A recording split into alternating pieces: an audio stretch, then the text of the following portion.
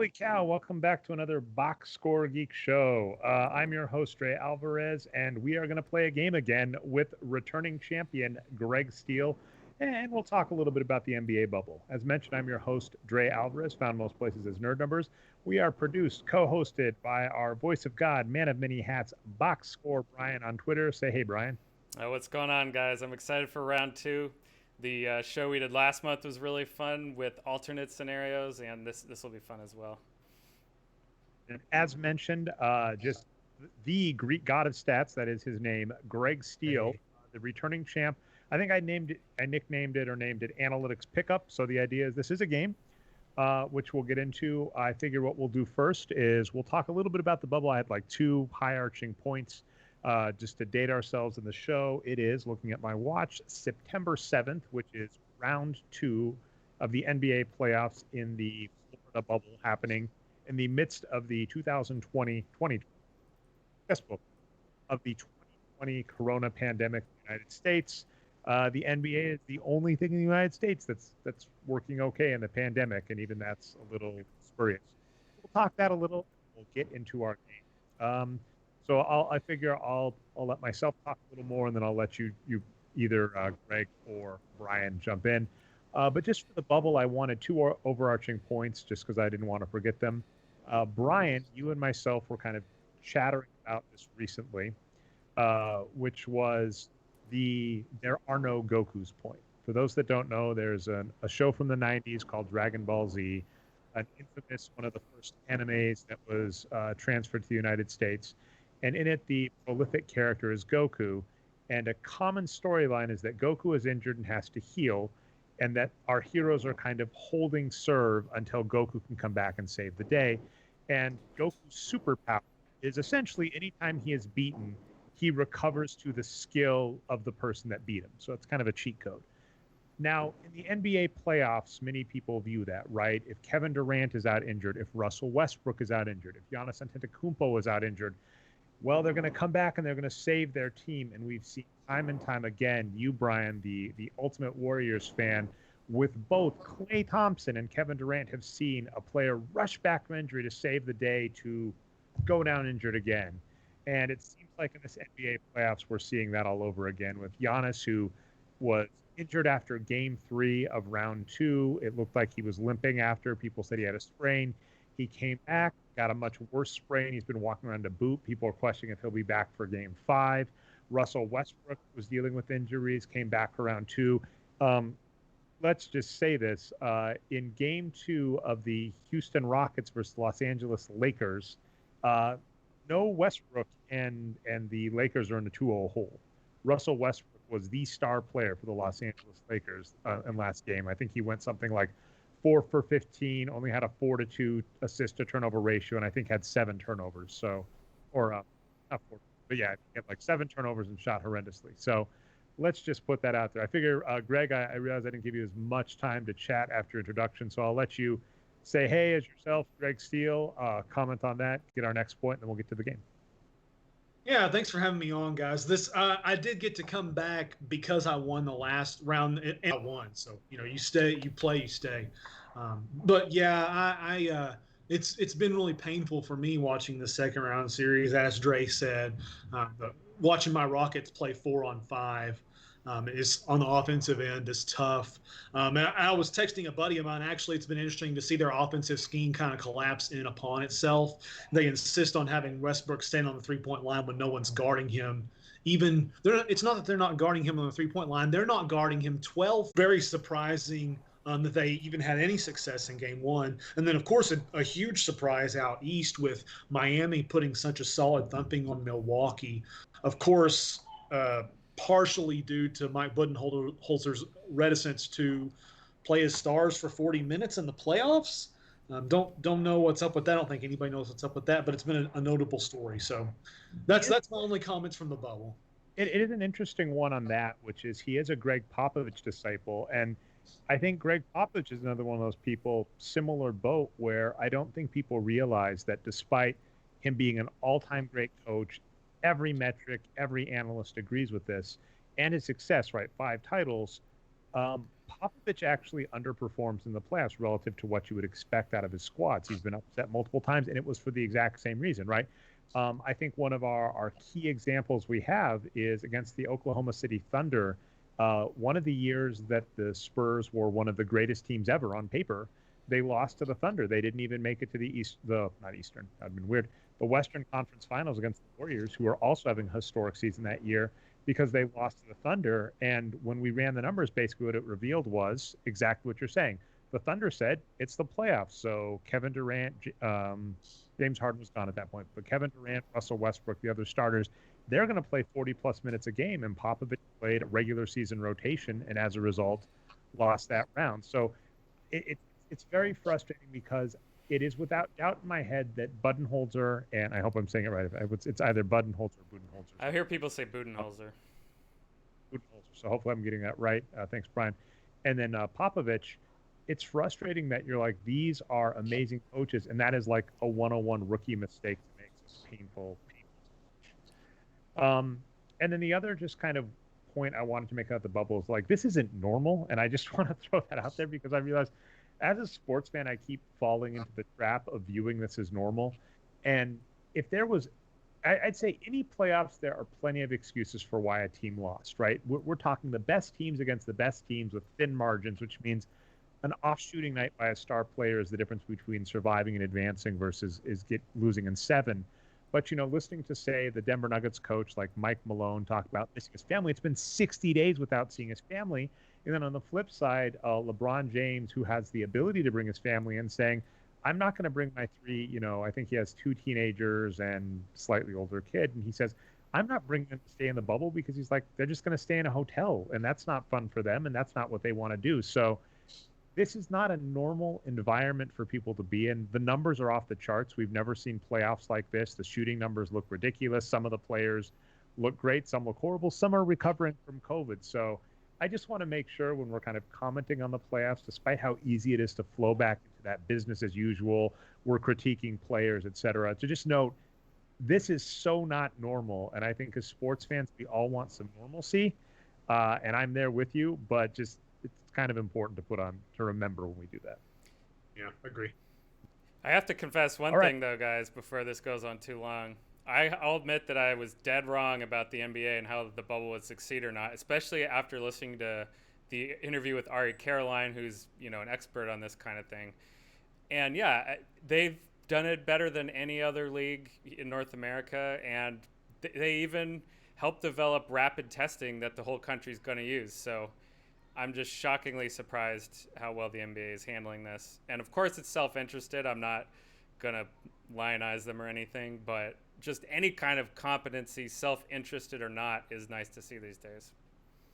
I'll say 2 things, unfortunately, is one, we're still not through the woods yet, and there's still like reports of Disney and how they're handling coronavirus testing. Yep. Covering up an outbreak at the resort, apparently, is the news today. So there's still time for this to go bad. I'm hoping it's not, though. I mean, that's the key, is like at this point, we are rooting for this to succeed. I would rather have this succeed than fail. And exactly what you were saying, though, Brian, what's annoyingly frustrating about it is that the NBA, we were like, this plan seems not complete enough, right? I think when you were saying with Ari Caroline on the True podcast, we were expecting they would need more testing, more lockdown. And they just, had masks, had testing, had good implementations in place, limiting the number of people, et cetera.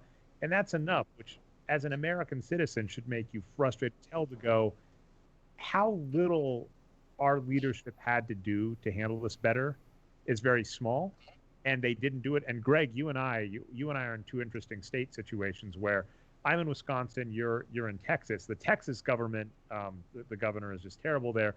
In Wisconsin, it was frustrating. Our governor actually tried to do lockdown and more comprehensive stuff, and then had a Republican legislature overturn some of his mandates. So it is really frustrating when we see the NBA like having a couple months of close to something normal going. If we'd even just been close to that, right? Masks, testing, a little more lockdown, the country could be in a similar state, and we're not. So I agree with you, Brian. It's like, you don't want to lionize. I kind of go the other way where I'm like, I'm pissed because I'm going, I didn't think that was enough to succeed, and that's enough for that to succeed. So if are you telling me if we'd just done that as a nation, we could, be playing basketball again normally? And the answer is yes, and we're not. So let's just be clear, though, my last statement on this. This is already starting to come out now. It's probably going to take 5 to 10 years to figure out what really happened. But it looks like right now it was not an oversight. It was a deliberate attempt to kill Americans. So, yeah, it's they could have done anything at all, and they chose to do nothing, and it was a very deliberate choice. Which is messed up. Okay, now to entirely backtrack from my previous point of this is not normal, take things seriously. Let's do something trivial and fun. So for those that don't remember, we started a new game on this show, which I'm hoping will be a normal thing. And honestly, Greg, you and me might just be normal competitors, just because I sent out this email, you responded quick, and a lot of times having people that agree to a schedule, that's all it takes for a podcast or whatever to happen. And we call it analytics pickup. And the thing is, I come up with a premise where you and I each get 4 or 5 picks. I'm going to cheat this round, basically. I get 6 picks, you get 4, so you are a significant underdog. But the point is, I come up with a premise and an alpha idea that seeds the premise, and then you and I each come up with a set of picks to a total of 10 picks total. So that's why I'm getting 6 versus your 4, because I had both the alpha pick, and then I'm going to get 5 because I'm coming against the defending champ, and you get 4. We alternate back and forth, and when we're done as a group, you, me, Brian is the tiebreaker, decide in order what we think of these picks. The only difference being we change who nominates. So you'll start the nomination number 1 or I'll start the nomination number 1, you number 2, me number 3, et cetera, et cetera. We vote, we get the top 6, we get the top 5 picks, and then the 6th man. So that's how it goes. So basically, you and I come up with 10 ideas that we whittle down to 6. Kind of a trivial, fun idea. For those that didn't listen, the last show's topic was effective yet forgotten NBA strategies. You had a really good follow-up, which was like strategies that have stuck around despite being ineffective. That's a great follow-up. I had a more fun one because this topic comes up all the time if you're an NBA fan. And essentially what it is things that almost happened in NBA history that didn't.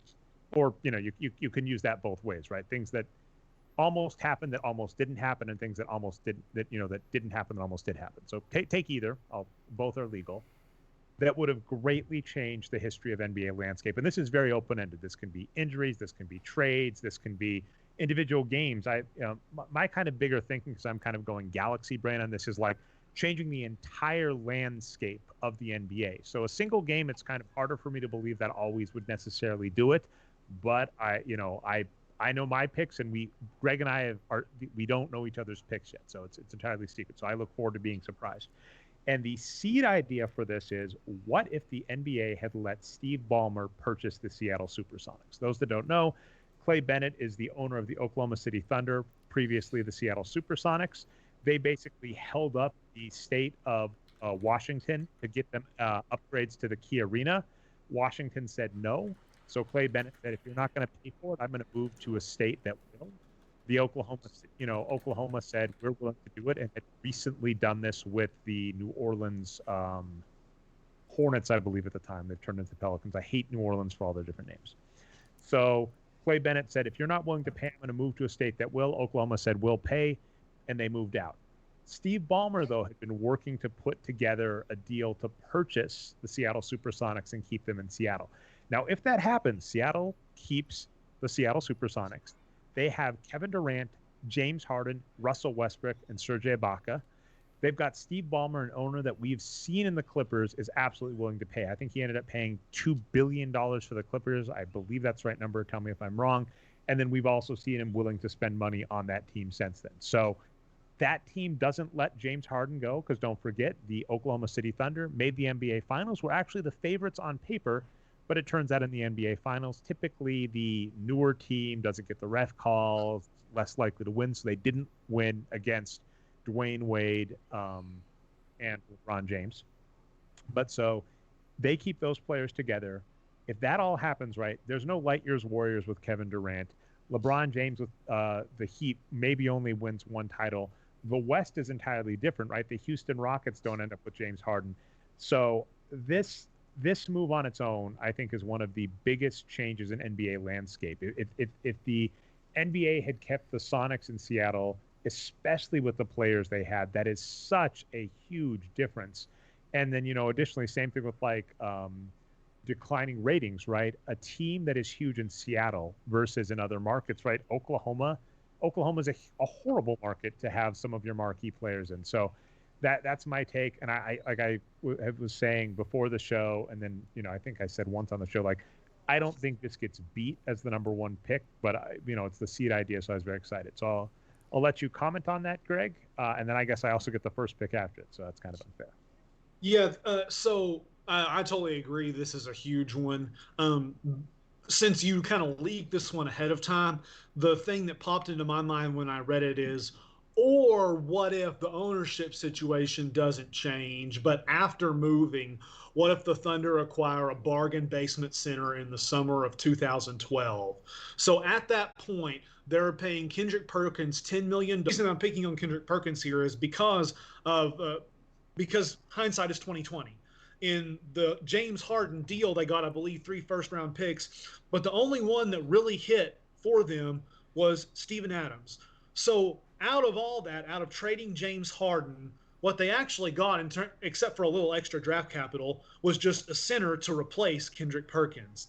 So I'm just saying, what if they do that earlier? What if, a year earlier, they just find some guy to replace Kendrick Perkins and keep James Harden? So they never get Steven Adams, right? They just have some stiff at center. But are you reaching one of your picks? Or I don't want to ruin any future picks. So like I said, I know I get the first pick after this as well.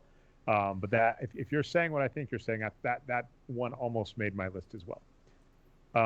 Yeah, but yeah, I'm glad that you agree that this one is probably the bar to keep. And then it part of the reason that this was like a twofer, and I think is an absolute winner, is that not only is it keeping the Sonics in Seattle, it's Ballmer in control. Because to what you're saying, right, the reason Clay Bennett with the Sonics Thunder failed so badly relative to what they could have been in OKC was that the owner, scrimped on money. It's very similar. It's got to be painful for you with your Rockets now with your new owner, whose name I always screw up.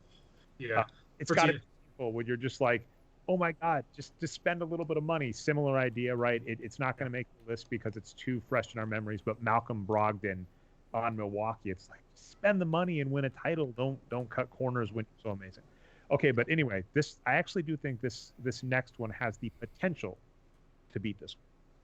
All right, so with my number one suggestion I'm throwing out there is the ABA doesn't play ball with Kareem Abdul-Jabbar at the time, Lou Alcindor. So for those that don't remember, way back in the day, Lou Alcindor, the greatest collegiate basketball player ever, and goes on to be the greatest NBA player ever.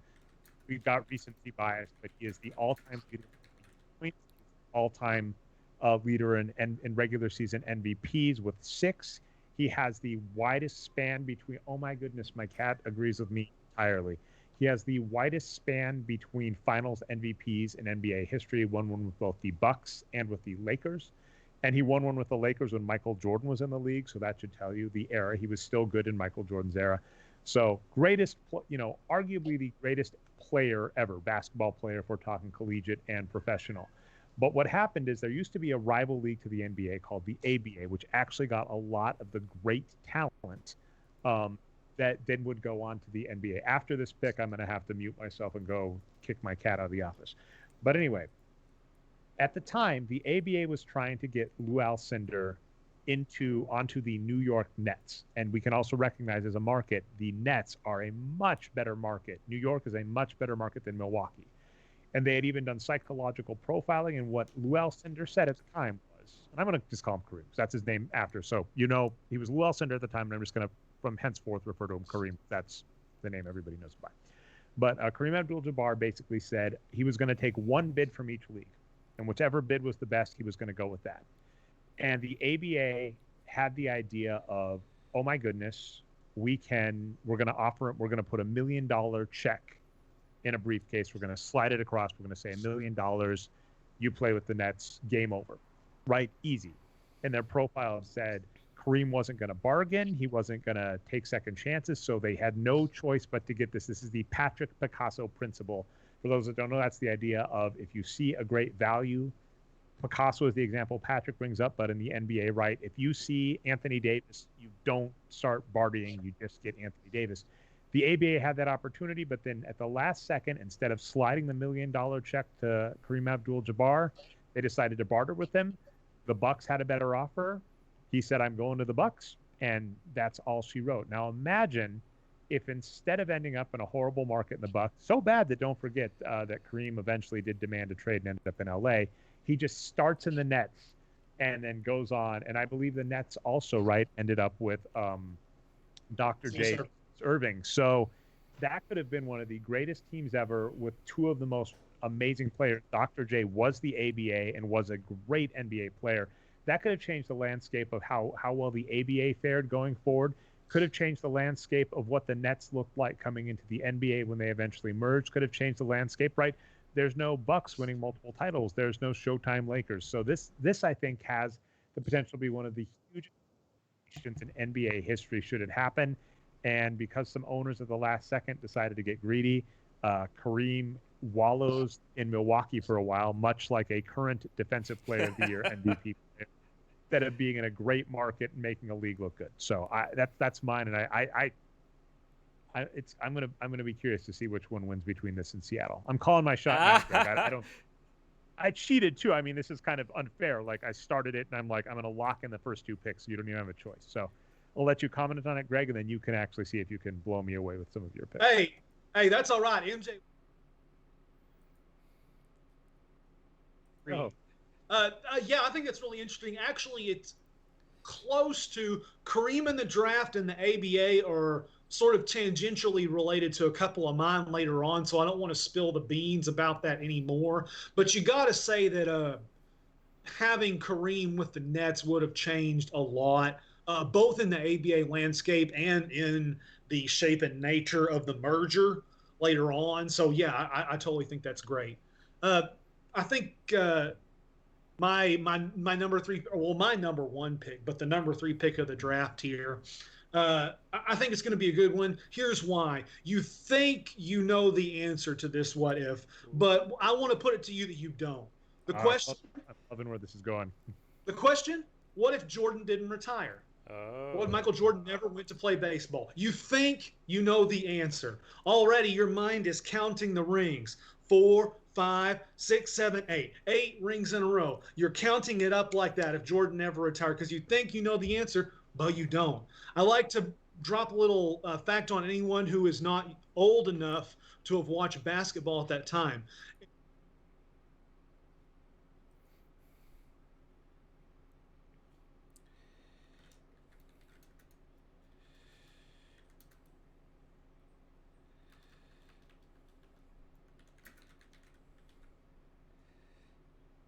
Michael Jordan. Now, of course, the Jordan fans are going to jump on here and say he wasn't in shape, and that may be true, but let us not forget that Jordan wasn't sitting on the couch while he was retired. He was actually playing professional baseball. He may not have been in basketball shape, and he may not have been at his best, but at the state he returned at, the Bulls did not even reach the conference finals in 1995.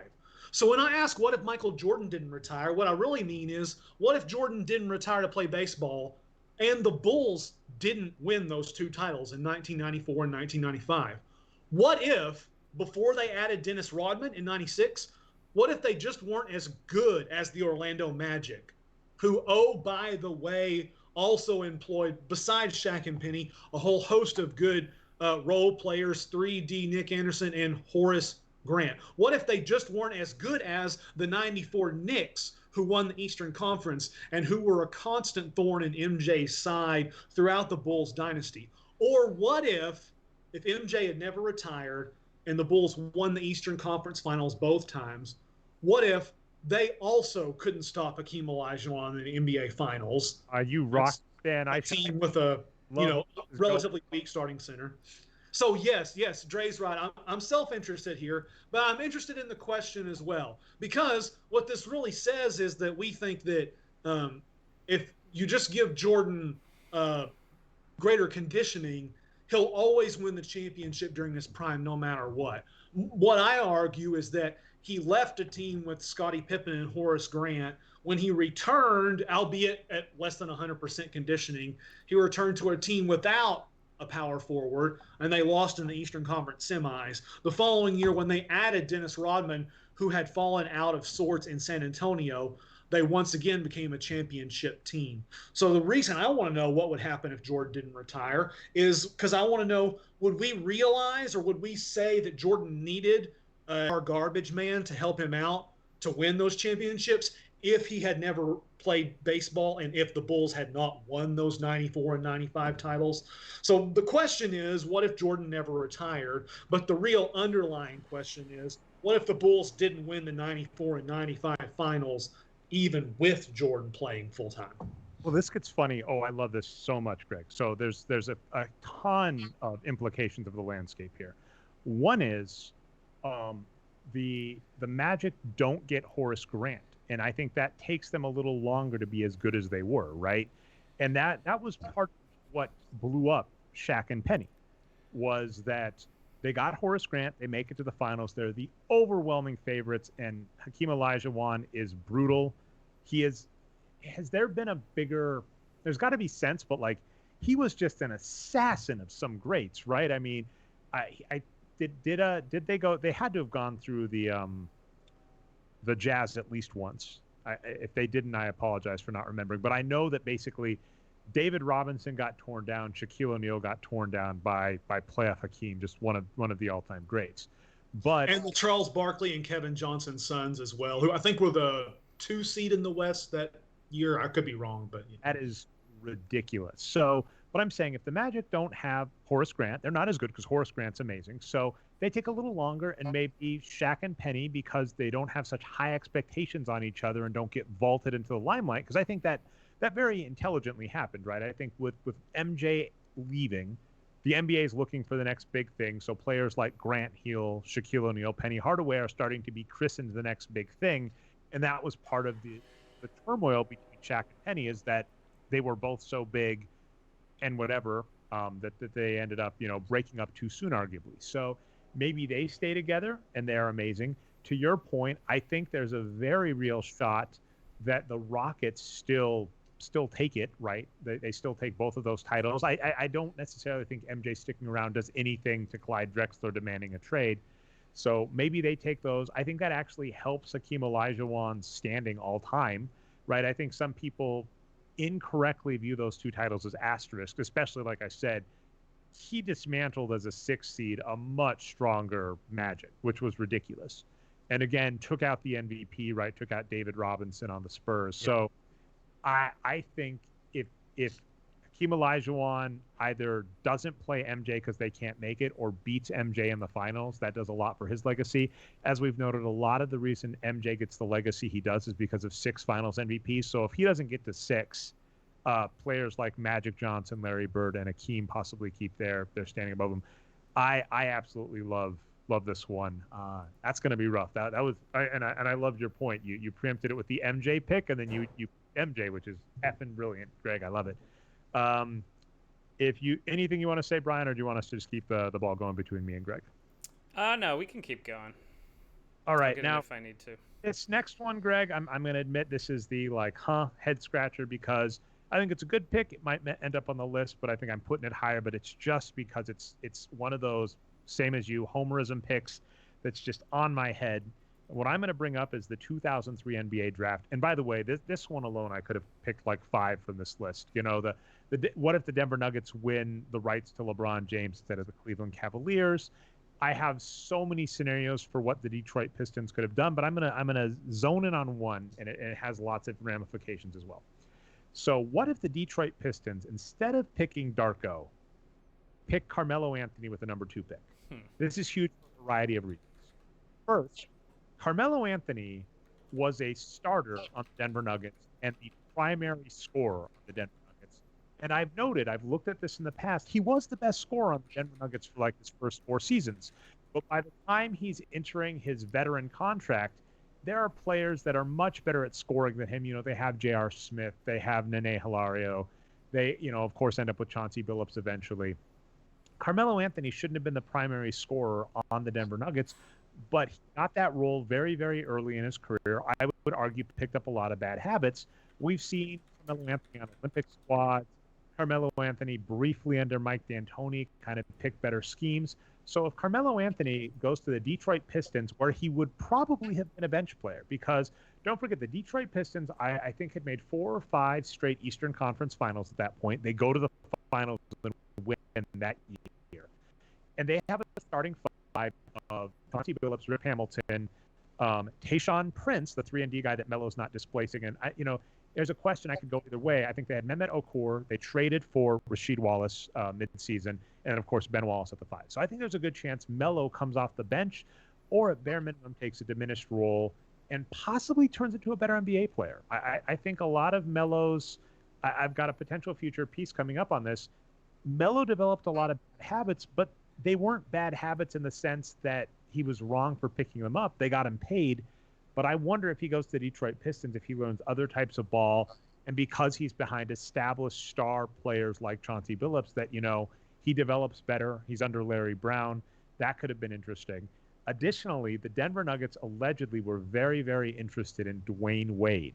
So if Melo's off the board, do the Denver Nuggets pick up Dwyane Wade with the number 3 pick? And I think Dwyane Wade, because don't forget, Dwyane Wade goes to an NBA Finals very shortly after, is one of the youngest players picks top 3 to actually make and win an NBA Finals, because it's really hard for top 3 picks to make it to the finals, because typically they're picked by bad teams. It take a while. If he goes to a team with Andre Miller, not Chauncey Billups, Andre Miller, Marcus Camby, and Nene, that team's almost already built to go. And don't forget, that Denver Nuggets team was a perennial playoff team. So, of course, if Dwyane Wade goes to the Denver Nuggets, he's not on the Miami Heat, and the Miami Heat don't necessarily attract Shaquille O'Neal and don't win. So this pick, I think, has just a lot of weird cascading effects where I think possibly they keep Ben Wallace, because if they pick up Carmelo Anthony, maybe they don't need Rasheed Wallace. They don't spend all that money on Rasheed. They spend the money on Ben Wallace to stay. The Denver Nuggets are much better because nothing personal. Dwyane Wade versus Carmelo Anthony. Who would you rather have? Anybody that doesn't say Wade is wrong. Wade is one of the all-time greats. I think probably the number 2 or 3 shooting guard. That's right, I'm going there. And then, of course, he doesn't end up on the Heat. So I think that has a lot of ramifications, and it keeps me up at night wondering, what if Carmelo had gone Doesn't to this Detroit? beg the question, though, Dre? Shouldn't Detroit have just taken Wade instead of Carmelo Anthony? I actually argue if they were going for a big, they should have gone with Bosh. If they'd gone with Bosh, that was another one in there. Like I said, I've had so many thoughts about this draft.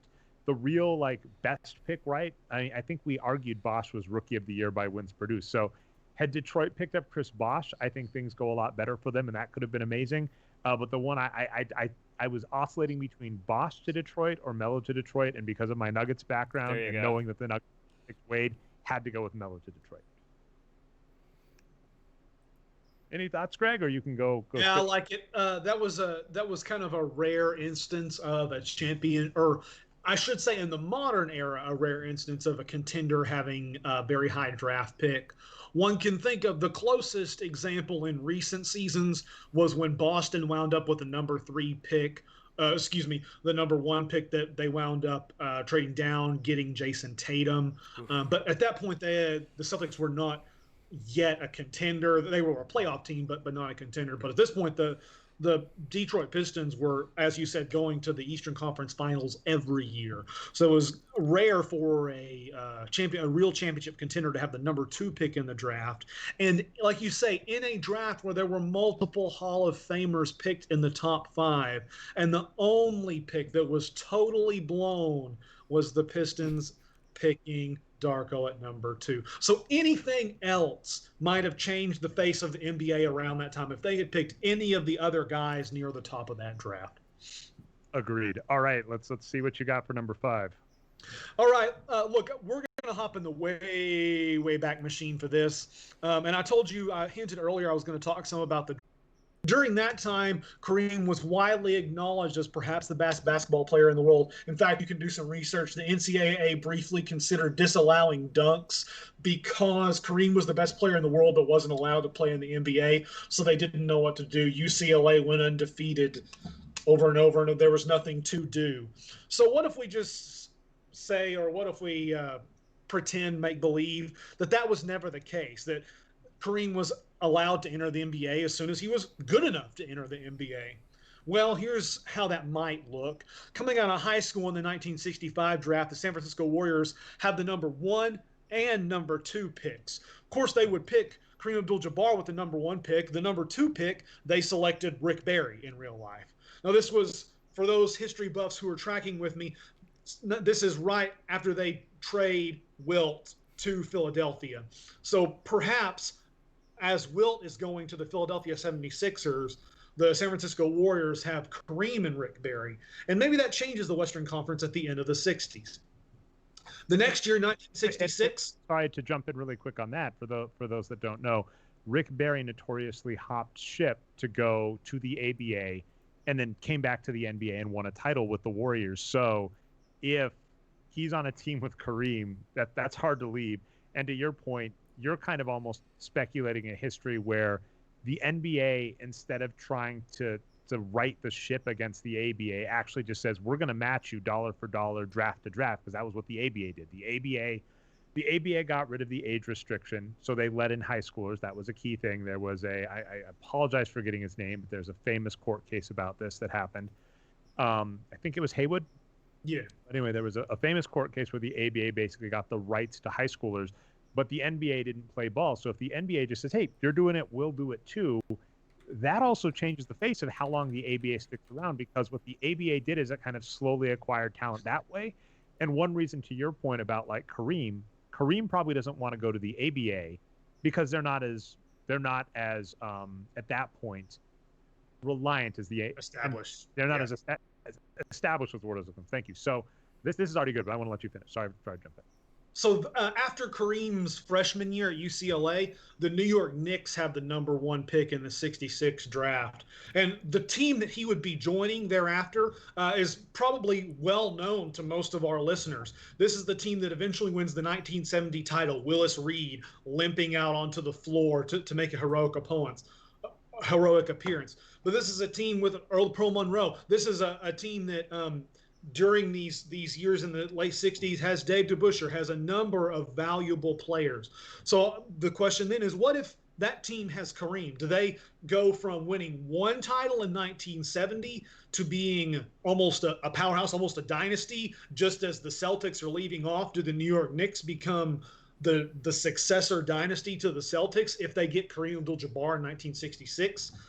Just something to think about. In 67, Detroit has the top pick in the draft. Again, there we would see Kareem on a bad team, much worse than the Bucks that he joined later on. The 68 draft, the year before he actually came out, the number 1 pick was the San Diego Rockets. They took Elvin Hayes, who we can say might have been the number 1 pick anyways, but it would certainly be interesting if Kareem had been taken number 1 and Elvin Hayes had gone number 2 to the Bullets, who actually selected Wes Unseld in real life, which of course, who ended up leading a very famous team and winning an MVP. So there's a lot of ripple effects there. Also, this made me think about Oscar Robertson, who was a 3-time All-American. Freshmen were not allowed to play varsity. So 3-time All-American. He was an All-American every year at the University of Cincinnati and was taken by the Cincinnati Royals. But after his freshman year in 1958, Elgin Baylor was the number 1 pick, but Cincinnati had the number 2 pick in that draft. So it'd be interesting, to see if anything different would have happened or if things would have gone the exact same way if Oscar Robertson could have entered the NBA at 18 or 19 years old instead of having to wait until later on. So that's mine. What if there was always early entry allowed into the draft? Damn. Well, I mean, I think you're kind of cheating, but I love it, so I'm not gonna really put up a fight. Because what what you basically said is, I think for 2 of 4 of Kareem's years, right, the impacts of Kareem going straight to the NBA are huge. You're right, the last 2 and not so much. But yeah, you're basically saying, what if at some point in historical NBA they just allow open admission to high schoolers? What does that do? And that does a ton. I mean, and also, we don't have time for it on this podcast, and then I think I'd also say that the pick kind of gets too much scope creep then. But I'm sure there are many, many years that many people can look at, right? Because I think it wasn't until the mid-'90s with KG and Kobe, right, where the dams really opened up again. And for what it's worth, this is one of those topics that's always bizarre, is when the NBA added the age restriction back, it was like, yeah, good riddance, the players aren't good enough. But if you look at the number of the very small number of high school students that went straight to the NBA, their hit rate is ridiculous. Let's see, was Tracy McGrady one? I'm trying to think. I always. So okay, you have Kobe Bryant, Tracy McGrady, Kevin Garnett, Dwight Howard, LeBron James. Like that is a historic NBA team, right? Irrespective of any consideration. So, and that was in a very small window. So, I think I'm gonna limit it to what you did yourself, right? 50s and 60s, probably 60s because the ABA kind of starts it, and if they match it. But if that happened, I mean, Kareem alone in the mid 60s, if freshman or sophomore year, Kareem's allowed to go straight to the NBA, the implications that has, and then also what that does to the ABA, because one of the reasons the ABA was able to kind of grow up and eventually kind of merge with the NBA with the way they did is because they had acquired a lot of talent, like Dr. J. I don't want to forget his name, amazing Spurs player that is always underrated. George Gervin. No, Gervin's one. There's another one. Big. How am I dropping his name? Tim Duncan. I'll get back. Just kidding. Tim Duncan who played in the ABA. Regardless, I'll look it up in between picks, but I don't remember. I love this pick, Greg. Dang it, you kind of took my Kareem one and made it even better. Damn, that's really good. That's going to be hard. I don't want to give away stuff, but that's hard to beat. But yeah, I should get the game going on. This one actually just popped into my head. I'm going to go very contemporary, and I'm going to get into that nice nuanced area that fans of the show have to hate because I get to play both sides. What if the 76ers keep Sam Hinkie? Oh. Because this is one where, just so we're clear, and one of these days I'm going to have to consolidate all my thoughts about this. I consider the process a failure regardless of what would have happened at the end because they essentially gave up 3 to 4 seasons. And in my mind, giving up an NBA season is just kind of unforgivable. Well, that is my taste, that is my preference, that is my belief as to how I would run an NBA front office. That being said, it was very clear, as we've said before, that Sam Hinkie approached the 76ers front office. They knew damn well what they were getting into. They knew damn well what he was doing. It's not like he went behind their backs. And, we've heard about like film directors that do that, where they sell people one thing and then they check in on the film and are like, what the hell is going on? We didn't pay for this film. Notoriously, Ed Wood would do this. He would get financing to make films. And then the people that financed his films, he's one of the most well-known worst directors of all time. They'd go, what did you do with our money? What did you make? And Plan 9 from Outer Space is known as one of the worst movies ever. Sam Hinkie didn't do that. The 76ers knew what he was doing.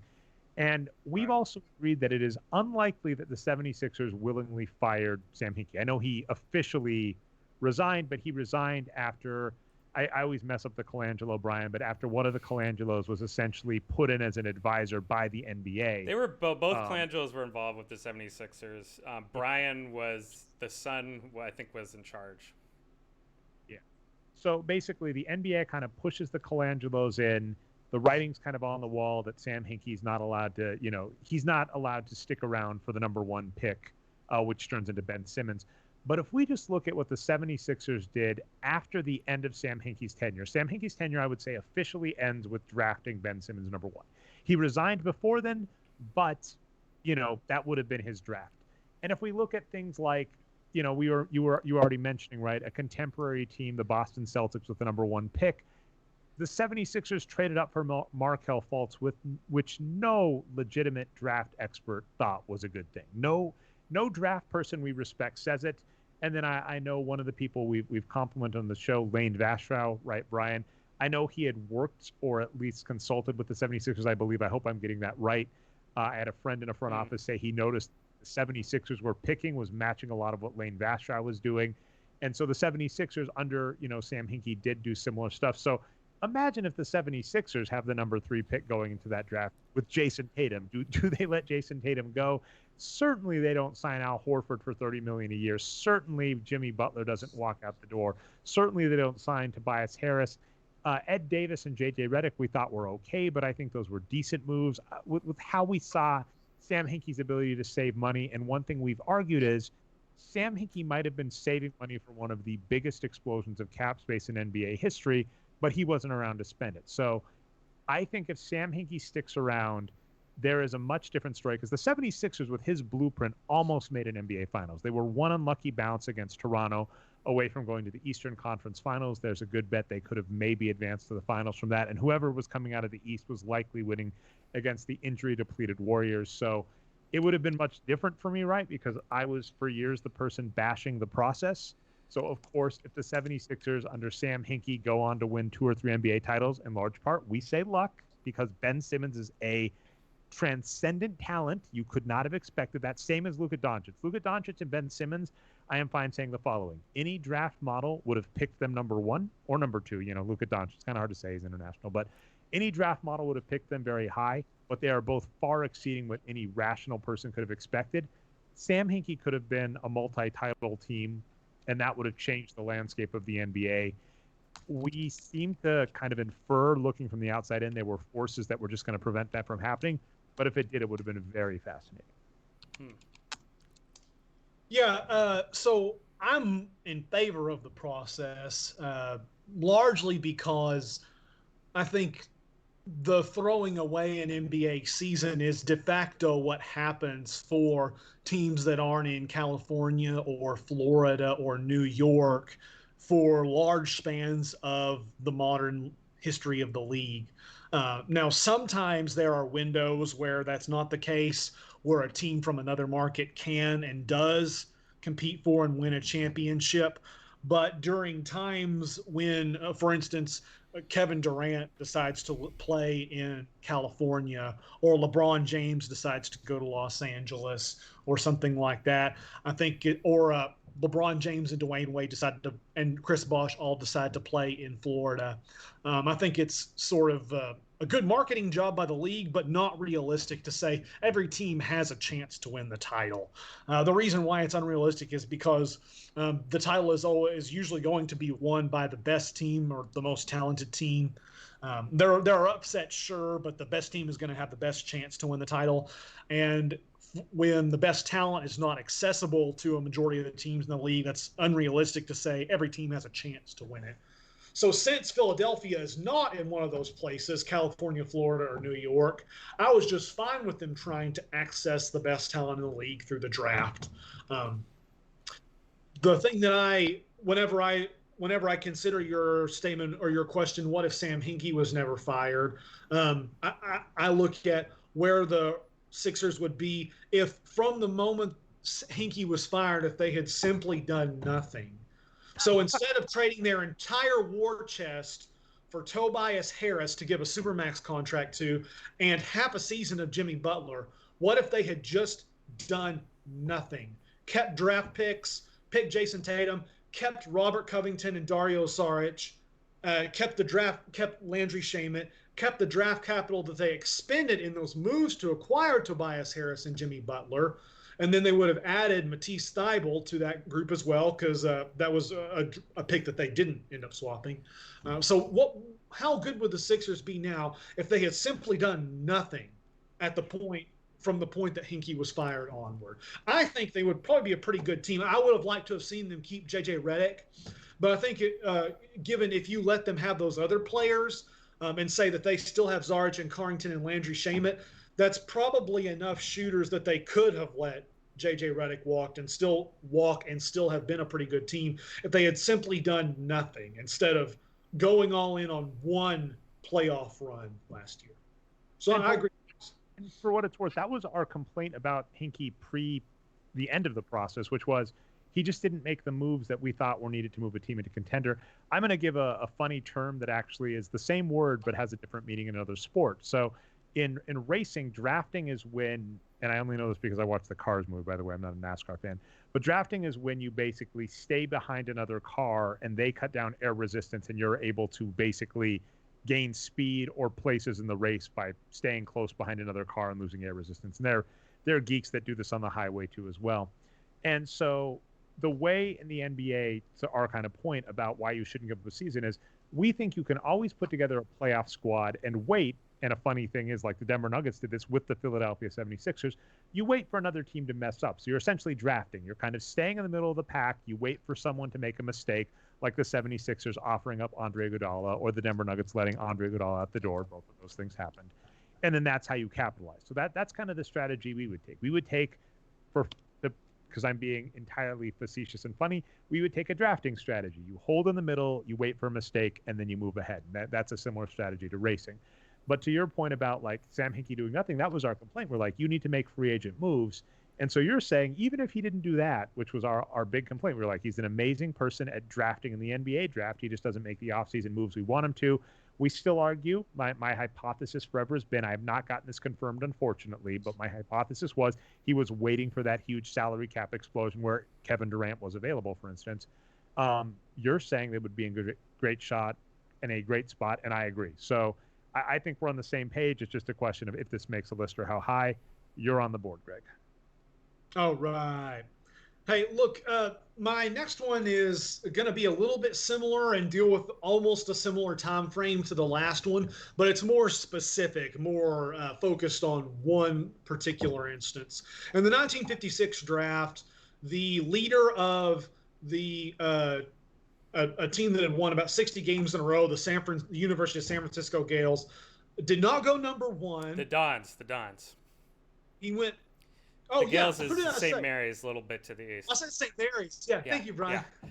The San Francisco Dons did not go number one. He went number two, but was not kept by the St. Louis Hawks, the team with the number 2 draft pick. He was selected number 2 and then traded to the Boston Celtics. And for those keeping score at home, you've now figured out that I'm talking about Bill Russell, who had dominated college basketball for 2 years prior, but was not taken number 1 by the Rochester Royals, who later became the Cincinnati Royals. We call them the Sacramento Kings. That's the franchise we're talking about.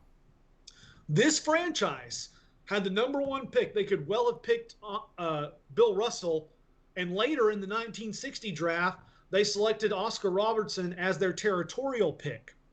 So in the 1960s, there would have been no Bill Russell leading the Boston Celtics, which it needs to be said the Celtics would have still been a good team. The Celtics' territorial pick in that draft was Tom Heinsohn, who became a multiple-time All-Star, and they also selected Casey Jones in the second round of that 1956 draft. So the Celtics would have been a championship contender during that time. But I tend to think they would have had a very tough time with the Cincinnati Royals with the Oscar Russell tandem to go there. And this is not some hypothetical that might have happened if things had gone differently, blah, blah, blah. This was the consensus best player in college basketball was not picked number 1. And then as a matter of fact, as a matter of course, that same franchise was able to select Oscar Robertson later on as a territorial pick, which has nothing to do with their performance the previous year. For those who don't know, the territorial pick is where you get to pick a player who grew up in your geographical region, and you get to do that before the draft starts, before pick number 1 of round number 1. You get to say, Oscar Robertson grew up in Cincinnati. We're the Cincinnati Royals, so we pick him for our team. I thought it also had to do with where they went to college. Am I mistaken there? Yeah, I think their logic was the NBA's logic, and this might not be a horrible one, is the college fan base knows this player. So if we send them to the almost a developmental league, if we pick this player off of the college team and they go straight to the corresponding team, the Charlotte Bobcats would wreak havoc in the modern NBA, right? If that was everybody from UNC.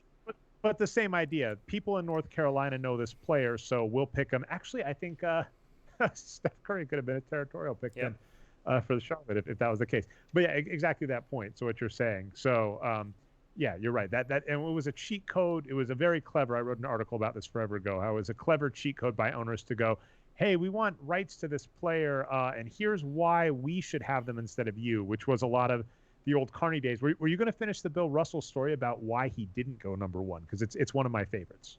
Oh yeah, maybe you can tell it better than I can. So the Rochester Royals front office became convinced that Russell didn't want to play there. So they ended up getting Cy Green, and later on, the Red Auerbach ended up trading tickets to the Ice Capades to the owner of the St. Louis Hawks in exchange for Bill Russell. So not only was he skipped over for number 1, but he was traded for basically tickets. Go ahead, Dre. Tell the story. Ice Capade story is the one I was aware of, which was to say, for people that don't know, the NBA is a multi-billion-dollar franchise that's partnered with Disney, and very corporate nowadays, but back in the day it was very carny, right? For example, Wilt Chamberlain's 100-point game was on a traveling game played in Hershey, Pennsylvania, in front of 6,000 people. That's There's no video, that's right? Just the photo of him holding the handmade sign. There is some audio. I've listened to Yeah, the radio there's of a it full because radio broadcast. It's great. I recommend I it. tried to shot underhanded free throws in that game, and there's no way to tell from the radio broadcast. But all I was going to say about that is, yeah, the story you just brought up second is exactly that. That Red Auerbach, in a very Carney-like fashion, said, "I have the rights to the Ice Capades. You give me Bill Russell. I give you tickets to the Ice Capades." To our own heart, by the way, Red Auerbach, from what I understand, this is what Dave Barry has told me, never watched Bill Russell play. Basically, was just going off the box score. So that's our kind of guy. I almost put Bill Russell on my list, by the way, exactly what you were saying, the Bill Russell. But I like your point better. Is if what if Kansas City with Oscar Robertson, you added a much more depth, and I was very confused at the beginning of that how you and Brian knew so much about 1950s basketball. It does make sense now that the person was Bill Russell. That is a good pick. I don't think it's going to crack the top three, but I am a huge fan. Let me look over my list really. It's round 8 for you, Dre. Round 8. Oh, we might have lost Dre here. Let's see if he's let's see if he comes back. He looks like he's frozen up. Well, in that case, strong. I think I just have. I think you're. Oh, what's up? You were frozen. I think you're back now, Dre. Okay, well, it's good. I was just mumbling. Okay, start over. It's your round 8 pick. Yeah, I don't think any of these have a chance of cracking the top 3, but that's good. You and I put up some really good ones, Greg, and if you keep up the same strength, it's going to be ridiculous. I'm just trying to decide which is my favorite. I'm actually going to basically use this as an excuse to promote a story I wrote, and one of my favorite things. This is from Jeff Pearlman's book, The Showtime Lakers, and the scenario I'm going to give you is, what if Donald Sterling is willing to trade the draft rights to Ralph Sampson to the Los Angeles Lakers in the mid-'80s. For those that don't know, Ralph Sampson was one of the biggest names. He was supposed to come out early when the Lakers and the Clippers had the number 1 and number 2 spots locked up, and it was going to be decided via coin flip. Now, here's the problem. Ralph Sampson doesn't want to play for the Clippers. He does want to play for the Lakers, but he doesn't know he's going to the Lakers. So Jimmy Buss, right? I'm trying not to mess up the buses. It's Jerry at the time. Jerry. Sorry. No, yeah. Jimmy Buss is the one that wasted all that money on Luol Deng and Timofey Mozgov. That almost made the list too for me. But so Jerry Buss goes, I really want Ralph Sampson. There was a time where he was as big as Anthony Davis. And so he basically went up to Donald Sterling and said, I will trade you for the draft rights to just guarantee I get the number 1 pick. And fortunately for the Lakers, that didn't happen. So the Lakers still got the number 1 pick, but because Ralph Sampson wasn't assured they had it, he redeclared to go back to school.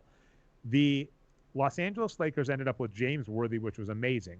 Because they don't get Ralph Sampson, they re-signed Kareem Abdul-Jabbar, and some of the players that the Lakers were arguably going to give away to the Clippers to try and help facilitate this trade turn out to be major names that helped the Los Angeles Lakers. Don't forget, the Los Angeles Lakers won 5 titles in the 80s, and I believe went to 9 of them, which was a ridiculous streak. But a lot of that had to do with the fact that James Worthy came along, was fantastic. That Kareem Abdul-Jabbar, as I mentioned, had that Finals MVP season. So if the Lakers trade for Ralph Sampson, now here's the rough part. Ralph Sampson, we think he's a Hall of Fame player based on his college career. He had a perfectly fine NBA career. Did not turn into the NBA star. Some of that probably had to do with injuries. And probably pains you, Greg, right, as a Houston Rockets fan. Funny enough, we're just making about how, normally contenders win the title. The Houston Rockets in the mid-'80s with Ralph Sampson are one of the only teams to make it to an NBA Finals are the only team, right, to make it to an NBA Finals with a losing record. 40-41 or 40-42, I believe. So if Ralph Sampson goes to the Lakers the Showtime Lakers are ended prematurely. Who knows what happens with the Rockets, right? Because they have the number 1 pick the next season. I don't know who comes out. Who knows where James Worthy goes? This could have changed all sorts of stuff. I have not put as much thought into the implications. I do just know that the Lakers aren't aren't the end-all be-all, and that has the potential to change a lot of careers. And, that's we don't know where Kareem would have ended up. We don't know which teams would have picked up those spots, but we do just know it would have changed a lot if instead of James Worthy and Kareem, the Lakers have Ralph Sampson. Yeah, I like it. Actually, that 79 offseason was kind of interesting for me as well. It was one of mine that kind of ended up on the cutting room floor, about number 6 in my list. But one interesting factor is that the Utah Jazz had signed Gail Goodrich prior, which led to the Lakers being in that position to be in the coin flip. So that was key as well. The 79 offseason is also when the Lakers actually trade Adrian Dantley, so that Dantley never becomes part of those Showtime Lakers. And instead, James Worthy ends up filling more or less the role that Dantley might have filled with those teams, as sort of the scoring wing to be the counterpunch to Magic and Kareem. Dantley's a rough one, where he's this person that just had an amazing ability to miss a title season like multiple times in his career. Yeah. But yeah, I think we both agree. Yeah, and I'm sure it's not going to go super high if it even makes the list at all. But want it on there. All right, Greg, your last pick. Yep. My last pick is going to be partly a plug for Dre's most recent article on Box Score Geeks. And because of that, I'm going to expect a little kickback in the voting.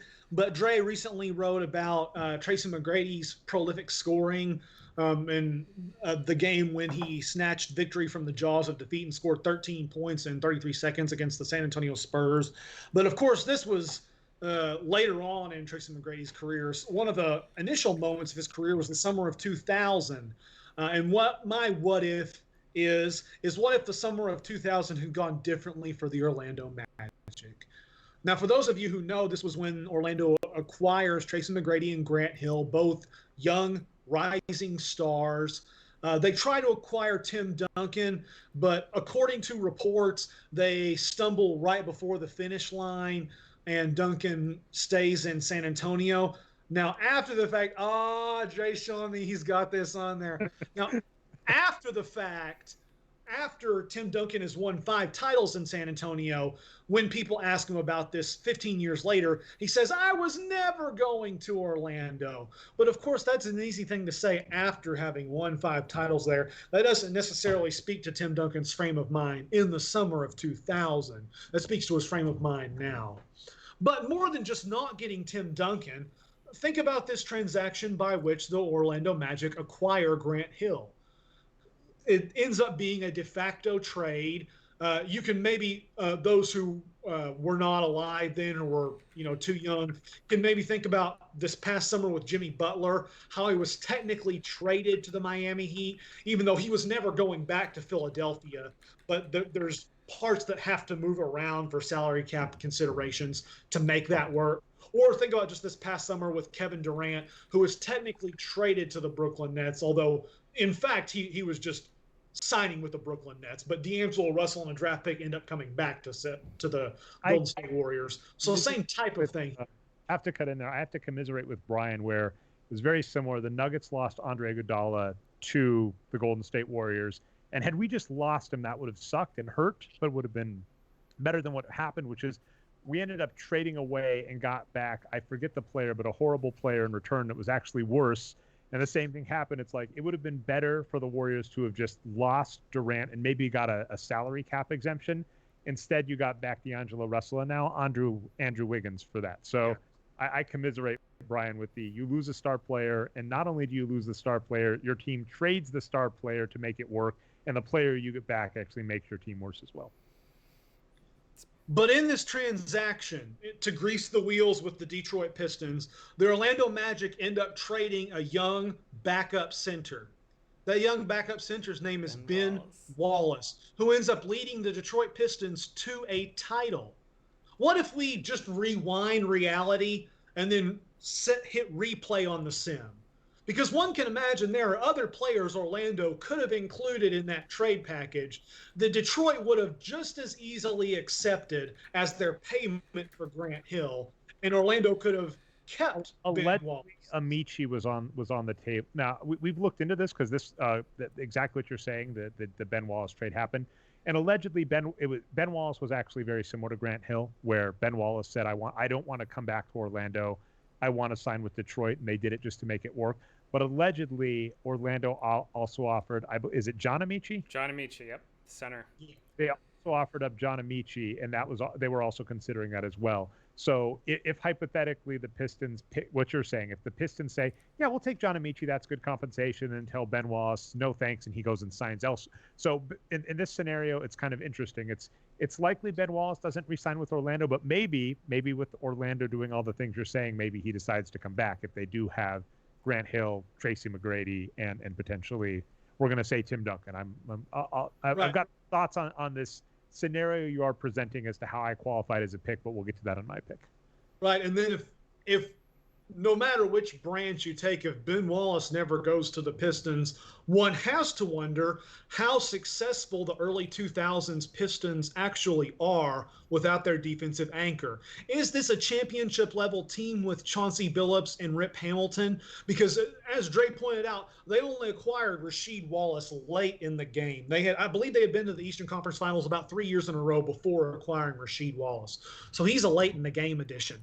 So we have to wonder what the East looks like if Ben Wallace doesn't go to Detroit during those years. Is Detroit still able to go to the Eastern Conference Finals year after year, or is there another team that sort of rises up and takes their place during that time? Is it Orlando, perhaps, in this alternate reality, or somebody else? Who knows? So yeah, there's kind of a lot of forks on this one, but I just find that fascinating. If you think what would happen if we go back and replay reality, NBA reality, starting from the summer of 2000, and just run the simulator again and see what happens? Because there's a lot of different things that can happen in that Eastern Conference if you just run it back and then hit play. So admittedly, when I was first coming up with this game, I was debating being cheeky and kind of stressing that a situation like we were proposing might be too many scenarios and trying to use 2 picks for this. But with where we're at, I like my last pick, so I'm going to do something else. But I'll just put the 3 scenarios that Greg is presenting and how these 3 all happened at the exact same time for the exact same team and how much could have changed. So one that I don't even think you addressed is Grant Hill was on his way out the door with the Detroit Pistons, and they weren't making the playoffs. Grant Hill rolls his ankle late in the season, and instead of just sitting down, he does the very macho thing that we were, chastising at the beginning of the show. Grant Hill decides to finish out the season. This was 99, so I believe he plays all 50 games of the lockout shortened season. And it's later revealed, as I understand, that he had an ankle break. And, he basically put a bunch more strain on his ankle than he needed to. And it took years. He's had who knows how many surgeries he's had on his foot.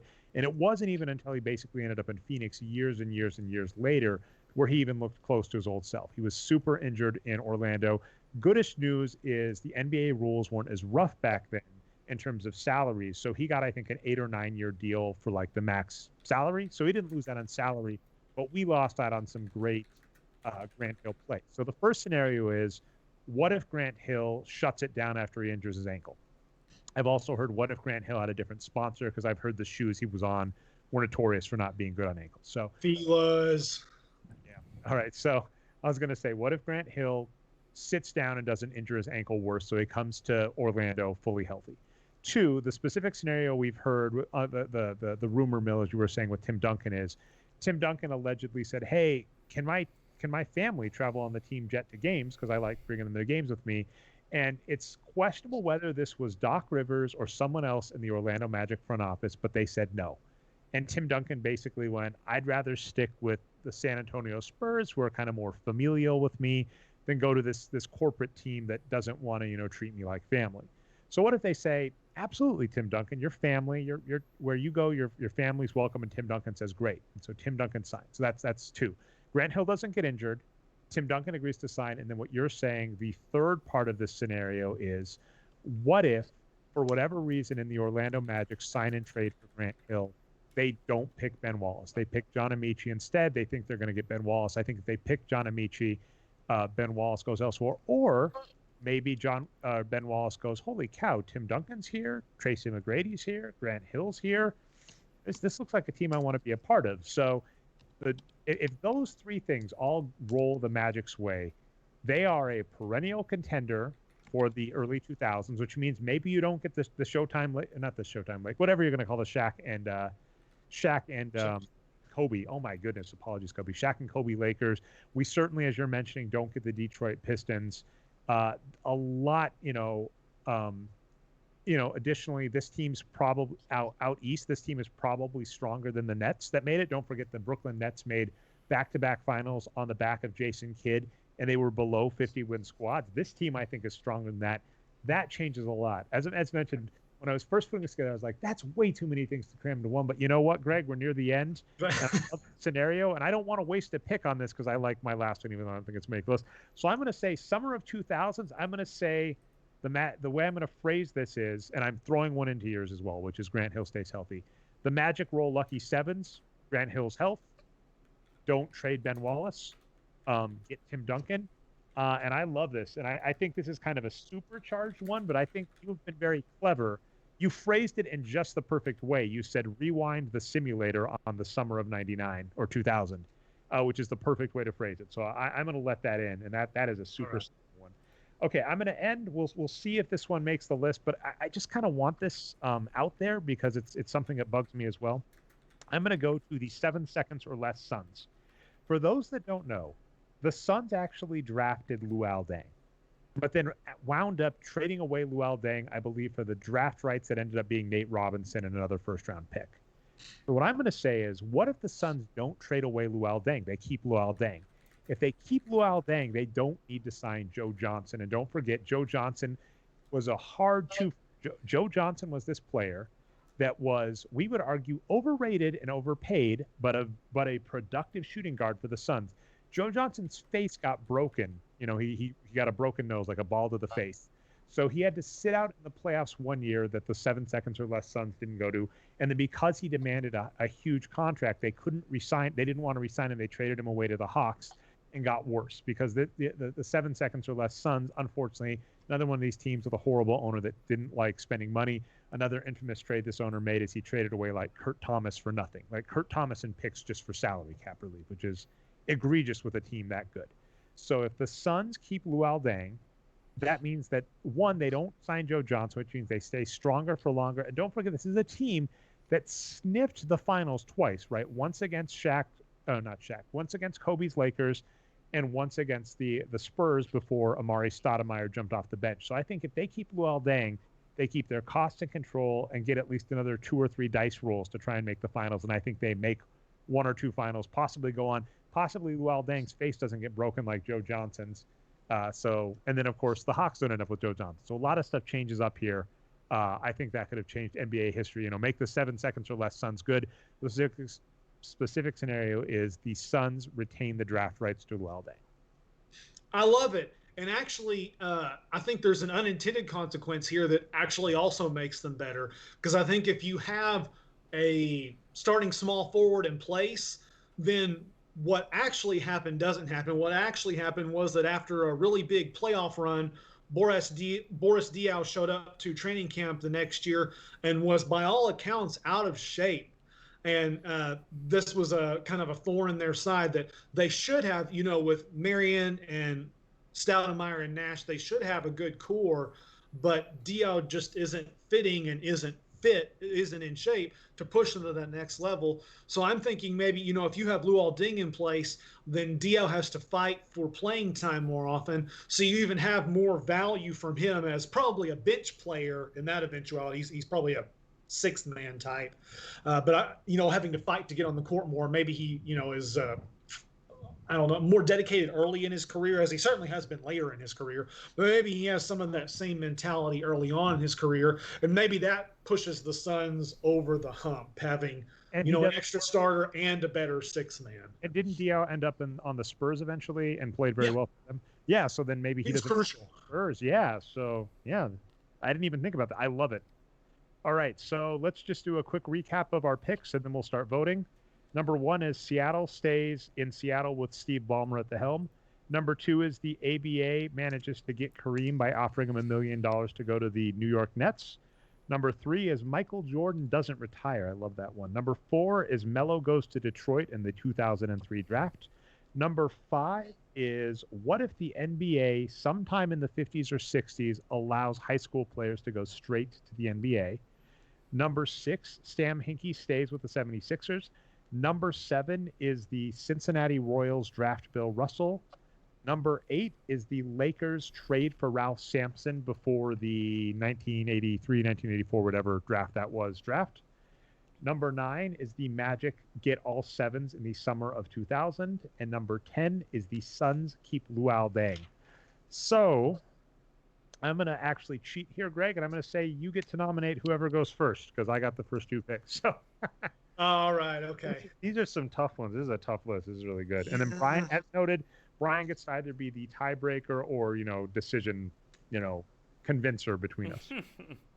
I think I'm going to say Ballmer buys the Sonics for number 1, to be honest. I think that probably is the largest magnitude one, basically taking potentially a dynasty off the table. So I'll go with that one at number 1. Your number 5, I actually say 5 over 3. I like, and I'm so tempted to fight with myself, but it was my idea. It was the start of this. You can't root against your number 1. I'm going to pick Seattle number 1 as well. So easy peasy goes on the board. I'm going to, with what I just said, though, the Bill Russell of this draft has to be, at least in my opinion, I'll see if you disagree, what if the NBA lets in high schooler, not even necessarily high schoolers, because the unwritten rule, if I understand with the NBA right, was 4 years, which is why Kareem waited 4 years. If the NBA lets in high schoolers and underclassmen into the draft in the 60s, especially with the fact that Kareem was right there in so many choice spots, that changes so much, arguably even the face of the, what happens with the ABA and their merging. So that's my number 2.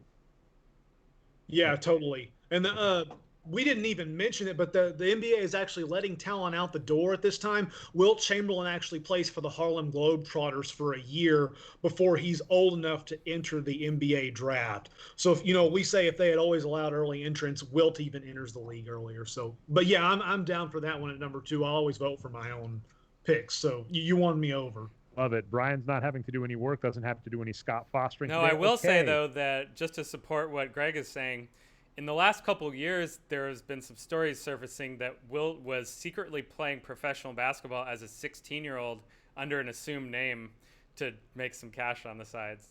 And I guess at 16, Wilt could easily pass for an adult. That's not surprising. Yeah. All right, number 3, Greg. Ooh, I got to vote for the number 3 pick of the draft at number 3. What if Jordan never plays baseball, but the Bulls don't win 8 in a row? Yeah, I think Brian and I on the Last Dance podcast we did, said maybe 4 or 5, but nowhere close to 8. Yeah. And then you're noting that the Houston Rockets are right there. I can't disagree with that with number 3. Of course, Michael Jordan's going to feel snubbed again. Expect to be in his next speech, Greg, for being snubbed to drop all the way to number 3 in this draft. Yeah. All right, Brian, don't even have to do anything. Yeah. Number 4. All right. This is really tough.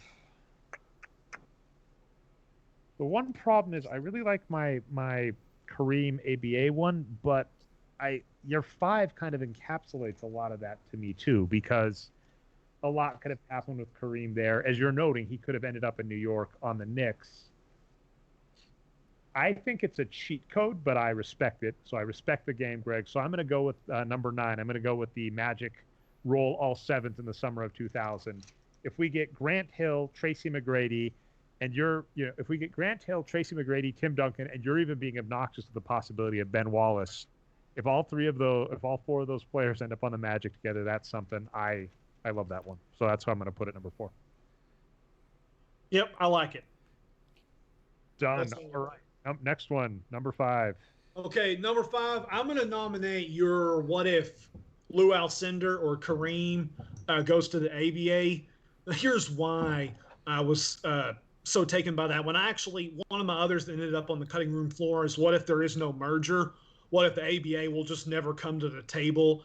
And I think that's more likely to have happened if the ABA gets another premier talent. I think the thing that made the merger so inevitable, well, two things, was that there was pressure on both ends. The NBA could not sustain letting this talent bleed off to the ABA, but there was not enough talent built up in the ABA for them to continue losing money in some cases in operations. So the thing that makes me wonder is, what if they had gotten another one of these high-profile talents? And as you say, what if they ended up with Kareem and Julius Erving on the same team in New York City? Then are they still bidding money, or is that New York Nets team basically able to finance half the league, and the ABA keeps on playing into the 1980s, and I don't know, maybe gets endorsement deals and stuff as television becomes more pervasive. We see that red, white, and blue ball on television. Maybe that's more eye-catching for the fan than a traditional ball. So I think there's a lot that possibly changes if they decide not to lowball Kareem at the negotiating table. If they just say, yeah, man, I mean, here's the money, give me the loot, and come sign up with us. I love it. That's not a hard sell, especially since you're adding more stuff to it that I hadn't even considered. Because also that, the merger also does weird things, because the merger includes 4 teams: the Indiana Pacers, San Antonio Spurs, Denver Nuggets, New York at the time turned into New Jersey, now Brooklyn Nets. And those teams were paying money to an ABA team. I believe it's Spirit of St. Louis was the name, which is kind of a weird name for a team. But basically, they were paying part of their TV revenue, which made these teams even, in worse shape. So the Denver Nuggets were a great team in the ABA. So if the ABA sticks around and there's no merger, that, what's bizarre about what you're saying about the merger is that the merger basically takes over 10% of the NBA and gives them a disadvantage for 3 decades, which what makes the Spurs even more remarkable for what it's worth. So this has a lot of ramifications, and I do think Kareem spending most of his career in New York instead of Milwaukee, that's one of the funny ones. This is another fun topic. I don't think it makes a show, but players that basically had 2 Hall of Fame careers on different NBA teams. Kareem did that with Milwaukee before going to Los Angeles. So I love it. Easy sell, ABA at number 5. Now the question, all right, this is rough. I'm actually going to throw it to the audience. So here's what I'm going to do. I have 2. I can't, these I even mentioned as I brought all of them up there. These were kind of like, I just want them on the list. I'm going to go between Melo to Detroit and Hinkie stays in 76ers. That's the 2. And so what I'm going to do is I'm actually going to throw the group and see if you tie break. I know I'm being little fingerish there. I've said that's my goal. But I can't decide between those 2. And I mean, I did have to cut off the 7 seconds or less Suns for that as well. So Melo to Detroit versus Hinkie to the States on the 76ers. Those are my 6-man picks, and I just don't know which one to pick. Hinkie, free Hinkie. We got to get an analytics guy in there. Come on, man. Yeah, that's all right. Hinkie, the stand spot. Love it. And I'm imagining you don't have too much of a pushback on that, Brian. Well, yeah, I mean, considering I argued against your round 4 pick of Carmelo Anthony at the time when you made it, I will go with Hinkie this time as well. So we cut Carmelo Anthony for Sam Hinkie. There is something very appropriate. That is an awesome list. Okay, to break it down, I'm sure Brian's got it up on the screen. Yep. Our selected list in order is the Seattle Sonics stay in Seattle under the ownership of Steve Ballmer. The NBA allows high schoolers / underclassmen to go in the draft as early as the late 50s or early 60s, likely the early 60s, where Kareem can end up on teams like the New York Knicks. Number 3, Michael Jordan does not retire. Number 4, the Orlando Magic roll all 7s in the summer of Grant Hill, Tracy McGrady, and Tim Duncan. Wow, sorry, my brain's spaced. Number 5, the ABA gets the draft rights to Lou Alcindor, later Kareem Abdul-Jabbar, to go to the New York Nets. Number 6, Sam Hinkie keeps control of the Philadelphia 76ers after they win the process and get Ben Simmons. That is a great list. And you came to play. I was very impressed, Greg, because like I said, I didn't think Seattle was getting dethroned, and I honestly think the tiebreaker just went to, sunk cost fallacy. The fact that I picked Seattle is why I couldn't pick yours number 1. But yeah, you can't change horses midstream. Literal sunk cost. Your horse is sinking. We were kind of joking about this earlier this week. Greg Oden came up as a topic, and I think you could change your mind on Greg Oden for Kevin Durant with some of the news about Greg Oden's injuries and stuff and some of the analytics stuff. So, there are cases where a team should change their mind in light of new information. This one just wasn't close enough, but that impressed me because I was sure Seattle was going to be 1 and nothing was going to be 1A, and I'm going to argue that your number 5 pick was a 1A. So that's amazing.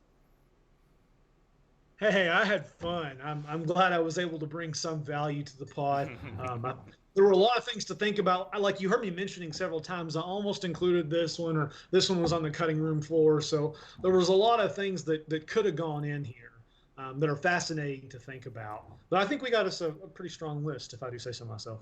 All right, actually, we're right a little over an hour and a half. So I'll say this, Greg, do you want to list off 1 or 2 of your others just for the commenters? Then I'll lead us to, outro stuff, shout outs and all that, and then we can head out. Yeah, I sure will. Let's see. I think I mentioned briefly, what if the Lakers 79 offseason goes differently if they lose the coin flip and don't end up drafting Magic later on? What if they don't trade Adrian Dantley? There's a lot of things that can go differently based on just a few really flips of the coin or random. They would have kept that would be Sid Moncrief and Adrian Dantley. That would have been interesting. Yeah. And then, of course, it's my duty to always bring this up. Duty as a Rockets fan. In his autobiography, Hakeem Olajuwon reports that there was a possibility of trading Ralph Sampson for Clyde Drexler and the number 2 pick. So if Houston had accepted that, they would have had Hakeem Olajuwon, Michael Jordan, and Clyde Drexler in the 1980s. Now, of course, this is written after the fact. His autobiography is written after his career is over. But I'm always honor bound to bring that up, because that's my biggest what if ever as a Rockets fan. If that was really true, if Portland really did have that offer on the table, what if they just accept that? Now, Dre said, of course, that Ralph Sampson was very highly regarded at this time. I mean, right now that would be like if somebody offered you a second-year guard and the number 2 pick for Anthony Davis. Most teams aren't going to accept that because they're going to be like, we have Anthony Davis. But I just always like to think about that because of the fact that the number 2 pick would have become Michael Jordan. Love it. And the couple I had that didn't make the list, I had Dennis Rodman doesn't piss off the Spurs. So one of the reasons I didn't include that is you have the retirement ones. So say Mally. I say the Magic don't lowball Shaq, so keep Shaq and Penny. And then this one I had no shot, but the Nuggets keep Dikembe Mutombo. I basically had that on as a what if you picked everything, because you and I did overlap on the Magic, let Tim Duncan stay with the team. So awesome. All right. So that has been the Box Score Geek Show. Our special guest, Greg Steele. This is going to be interesting if we decide if you win or not, Greg, because you basically get 3 of the 6, but you have 3 in the top 5. So you got two. You got 2 through 4. You got 2 through 5. So the question, and then of course you had no shot. I'm the Seattle one. I think I probably kick you off the show. Like if this was a Boggle tournament where we have to list a bunch and then cross off, if Seattle's not on your list, like you're not even allowed on the show. So I cheated by basically saying Seattle is my pick that I started with. It was the seed pick, which doesn't officially count as mine. So I think officially you might win because you basically got 2 of the 5 non-known picks going into it. So. And what about my pace-adjusted numbers, Dre? I mean, I had 4 picks to start with. Come on. I love it. All right. So anyway, Greg Steele, who you can find at GreekGodOfStats.com, as well as on Twitter at GreekGodOfStats. And then you can buy his book, The Basketball Bible. Anything else you want to plug before we head out, Greg? Hey, no, man. Just check out the website. There's a bunch of stats on there. And on the homepage, there's a bunch of links to articles that I've written. So, yeah, the homepage, the landing page will point you in the direction of whatever you want to know. All right. As mentioned, your host, Dre Alvarez, found most places Nerd Numbers, co-host, usually talks more, but Brian, you always do the polite 6-man thing on shows like these where you're like, I'll stay back unless I need to talk. Producer as well, so that makes it even rougher. Brian Foster, you can find on Twitter as BoxScoreBrian. You can find the show, BoxScoreGeeks.com is the website, the Box Score Geek Show for the podcast feed, and then, of course, you can find us. We usually go live. We did it this week. We haven't been doing this for weeks. Our schedule's been sporadic in COVID land, but twitch.tv/nerd numbers with the replays findable on YouTube on channel Nerd Numbers on YouTube. Sorry, I was a little rusty there, Brian. It's been a couple weeks, but that's been our show. Have a good week, and go Nuggets. I think they've got a shot at the title. And go Rockets. We both got a team. Hey, yeah, that's got a team in except for Brian's Warriors. But, they'll win the draft, right? Maybe. We don't feel sorry for the Warriors. Giannis, welcome to the Bay.